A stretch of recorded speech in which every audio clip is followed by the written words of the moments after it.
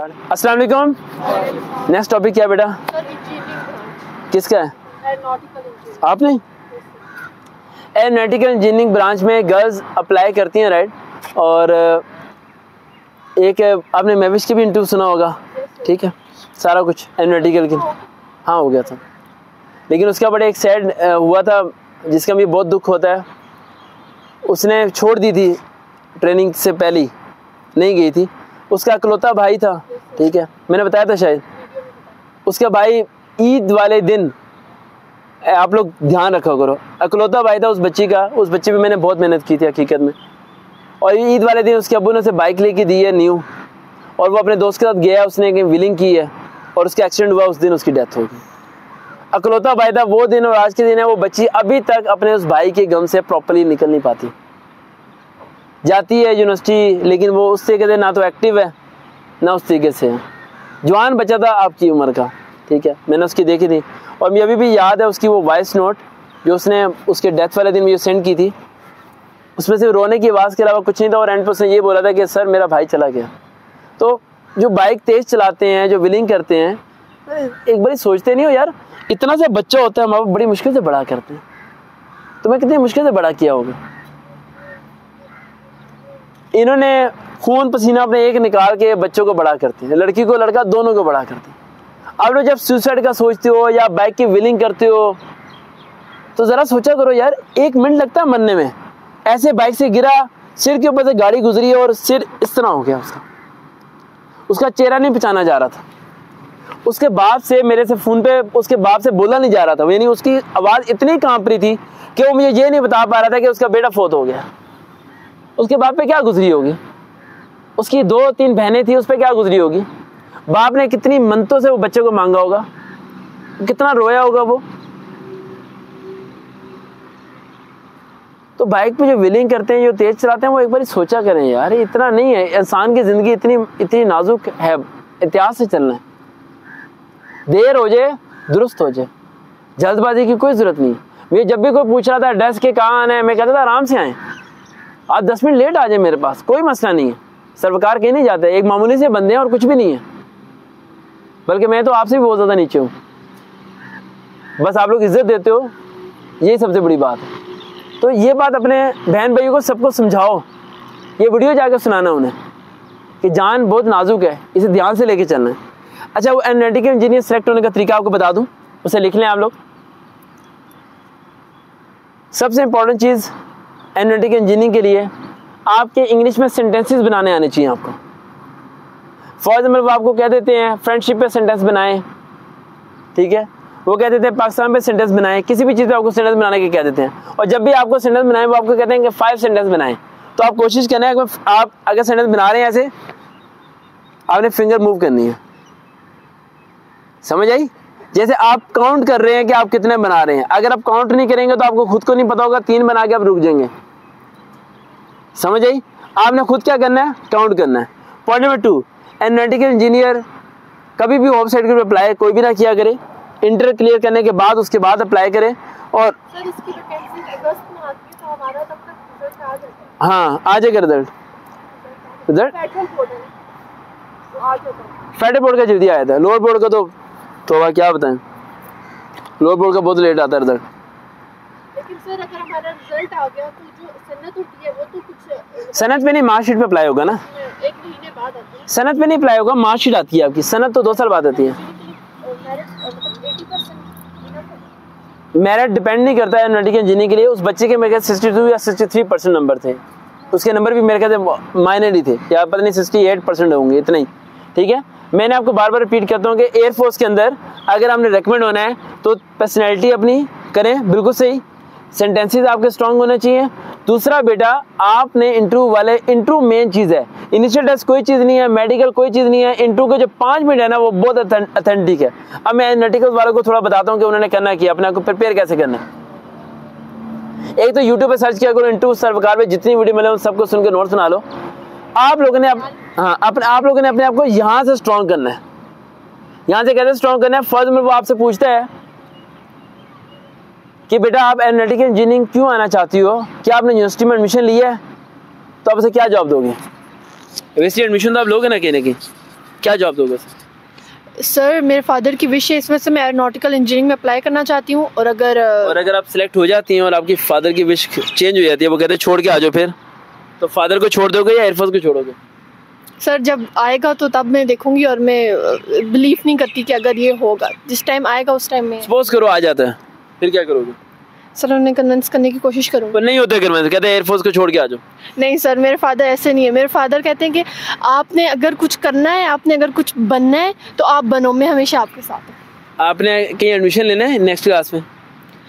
Yes sir, एक air force है और एक NTS में भी अप्लाई करूँगी, बी ऑप्शन। नहीं, मैं कह रहा हूँ आगे BS वगैरह ग्रेजुएशन में कोई एडमिशन लेना है आपने? Yes sir. अब वो आपका वेस्ट नहीं हो जाएगा जब यहाँ पर रिकमेंड होंगी तो? सर नॉलेज आपको एडमिशन नहीं लेना चाहिए ना वहाँ पर? सर अभी सेकंड ईयर कर रही हूँ ना, तो बी ऑप्शन के लिए NTS पहले अप्लाई कर लूँगी, और जब अगर खुदा न खास्ता रिकमेंडेड नहीं हुई तो बी ऑप्शन होना चाहिए। मेरे स्टडी जो है वेस्ट नहीं होनी चाहिए ना। फिर आप बी ऑप्शन को चूज़ कर लेना। नहीं सर, पहले A ऑप्शन। आपने बी ऑप्शन उसे देना ही नहीं है। उन्हें तो नहीं बताएंगे ना, लेकिन अपना माइंडसेट तो होना चाहिए। अभी आपने उन्हें बताया, मैं वही था, समझ आई? आपने बी ऑप्शन उन्हें नहीं बताना, ऑप्शन एक ही आगे बस सर एरोनॉटिकल इंजीनियर जाना है, कि एडमिशन लेना है सर एयरफोर्स में आगे स्टडी करनी है। सर वो पूछते हैं आपको एयरफोर्स में आने के बाद आपको आपके फादर कहते हैं कि आप छोड़ दें एयरफोर्स, तो कहना है सर एयरफोर्स में आने के बाद कोई भी शख्स 9 साल तक एयरफोर्स नहीं छोड़ सकता, चाहे उसके वालिद साहब कहें या वालदा कहें, वो चाह के भी नहीं छोड़ सकता। समझ आई बात? उसकी ज़ुबान में उसे जवाब देना सीखो। वो आपको कहता है कि यार दाढ़ी साफ़ करा लो, मैं तुम्हें एयरफोर्स में रख लूँगा। उसको कहो सर एयरफोर्स में दाढ़ी रखने के 500 रुपये मिलते हैं तनख्वाह के अंदर, मैं 500 कभी भी नहीं छोड़ूंगा। समझ आई बात? यानी उससे ज़्यादा माइंडसेट आपका स्ट्रांग होना चाहिए, एयरफोर्स के बारे में इंफॉर्मेशन आपकी होनी चाहिए। और एक और बात ये रखना, वो एक सवाल लाजमी पूछते हैं आप लोगों से कि क्या आपको हेजिटेशन हो रही है, क्या आपका कॉन्फिडेंस लेवल लो हो रहा है, क्या आपको घबराहट हो रही है?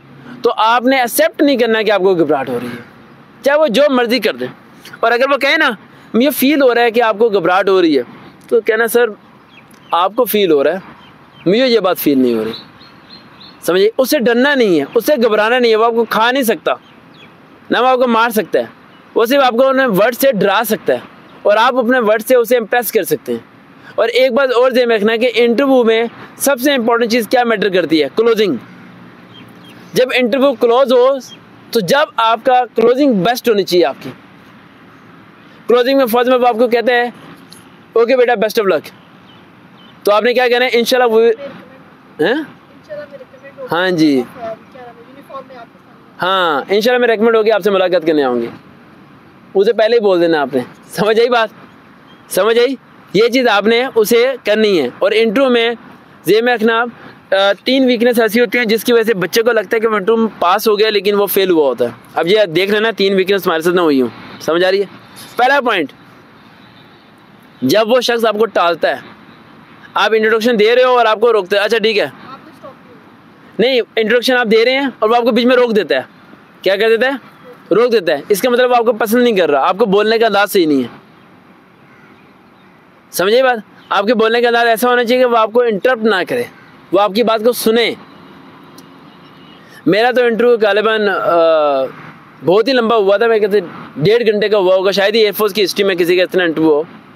और बाहर वाले लोग तो परेशान हो गए थे कि पता नहीं अंदर इंटरव्यू हो रहा है या गपशप हो रही है। और अंदर गपशप भी हो रही थी क्योंकि उसने इंटरव्यू में कहा कि why you want to join Pakistan air force, तो मैंने उसे कहा था कि I don't want to join Pakistan air force. तो उसने कहा why you are sitting here, मैं कहा just for the learning procedure, बाकी लोगों को तैयारी करानी है इसलिए मैं यहाँ तक आया हूँ। तो उसने कहा आज यू क्रेजी, मैं कहा नो सर, मैं रियलिटी में जो बता रहा हूँ। कह रहा है यार सच बोल रहे हो? तो मैंने कहा सच बोल रहा हूँ। कह रहे तुम ज्वाइनिंग नहीं देना चाहते? मैंने कहा कभी भी ज्वाइनिंग नहीं देना चाहता। मैं उस टाइम की बात कर रहा हूँ, 2nd ईयर लेवल में मेरा ये माइंड था। उस टाइम मैंने ड्यूरिंग इंटरव्यू इनकार किया था। आप कुर्बानी का लेवल कभी मेरी हिस्ट्री पढ़ोगे तो आपको हैरान हो जाओगे कि इस बंदे ने कितनी कुर्बानियाँ दी हैं। और वो इस बात पे हैरान था कि तुम्हारे बाप की जायदाद है? मैंने कहा नहीं। कोई कोठी है? मैंने कहा नहीं। कहते कोई फैक्ट्री है? मैंने कहा नहीं। तो फिर वो काफ़ी सवाल पूछना शुरू हो गया कि वो कह रहा है कि हैरान हो रहा था वो कि कैसे पॉसिबल है कि एक लड़के को इतनी कम एज में इतनी बड़ी जॉब्स की ऑफर मिल रही है, वो ज्वाइनिंग नहीं दे रहा यार। वो अपनी ज़िंदगी बेहतर बनाए, एयरफोर्स में फ्लाइंग ऑफिसर जाए, मुझे मारे यार। लेकिन मैं चाहता था मेरी जगह तुम लोग जाओ। वो हज़ारों लोग जाएँ जो यूट्यूब के उस तरह बैठे हैं राइट। तो उसके पीछे एक बंदे को सेक्रीफाइस देना था, मैंने तो दे दी अपनी पूरी ज़िंदगी। अब आप लोगों को चाहिए कि मैं से सीख के वहाँ तक पहुँचो, अपने आप को पॉलिश करो। 4 बातें बता देता हूँ आपको, ये आपने आज से होमवर्क करनी शुरू करनी है। जो एनालिटिकल वाले, क्रेडिट वाले, बेटा ये 4 बातें ध्यान में रखना। जब आपका टेस्ट करीब आएगा तो फाइनल तैयारी में जब कराऊंगा, लेकिन मैं 4 आपको पॉइंट दे रहा हूँ होमवर्क जो आप लोगों ने करना है। अपनी 5 बुराइयाँ आप लोगों ने तलाश कर लेनी है और 5 बुराइयाँ तलाश करके आप लोगों ने कागज़ पे लिख के वो मुझे व्हाट्सअप कर देनी है। देन मैं आपको बताऊंगा उन बुराइयों को रिमूव कैसे करना है, और उसे उन्हें रिमूव करते हुए हमें 1 महीना लगेगा, क्योंकि रोज़ है ना आपकी जो रूटीन है वो चेंज करनी पड़ेगी। फिर आस्ते आस्ते आपके अंदर वो बुराइयाँ खत्म होगी, और बुराइयाँ आप लोगों को अपने अंदर से पता चल जाएंगी। अगर ना पता चले तो अपने करीबी किसी दोस्त को बुला लेना, वो आप में से 100 बुराइयाँ निकाल देगा, ठीक है। तो 5 की जगह आप 100 ही सेंड कर दोगे, वो कहेगा ये तेरा पॉइंट सही नहीं है, या तो बंदा ही ठीक नहीं है, ठीक है। इस तरह की बुराइयाँ निकालना शुरू हो जाएगा, ठीक है। और पॉइंट नंबर 2, आप लोगों ने ये बात ध्यान में रखना है कि आप लोगों ने, मैंने बताया था सेंटेंसेस, उर्दू की इंग्लिश करना सीखो, वो भी शॉर्ट सेंटेंस, एंड, बिटवीन, इनका इस्तेमाल ना किया करो। छोटे छोटे सेंटेंस बनाना सीखो, जिस तरह इंडियंस बनाते हैं। इंडियंस की इंग्लिश बहुत अच्छी है, मैं इंडियंस की इंग्लिश को फॉलो करता हूँ। इंडियंस की स्पीकिंग लेवल जो इंग्लिश में है ना बहुत खूबसूरत है। आप उनका कोई भी शो देख लो, मैं इंडियन को सपोर्ट नहीं कर रहा, उनकी अच्छी आदत है वो अडॉप्ट करनी चाहिए हमें। आप उनका कोई भी न्यूज़ चैनल देख लो इंग्लिश में,